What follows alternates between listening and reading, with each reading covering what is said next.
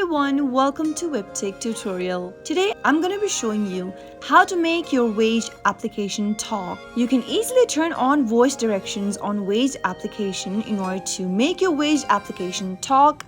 So keep watching the video till the end to learn how, and don't forget to subscribe to our channel by hitting that subscribe button. Press the notification bell so that you'll never miss another upcoming upload from us. Turn on your Waze application and make sure that you are logged in first. Once you're inside the main home page, tap on My Waze at the bottom left. Now tap the gear icon at the top left, and from the settings menu, tap on Voice and Sound. Make sure that the button right next to Sounds is turned on.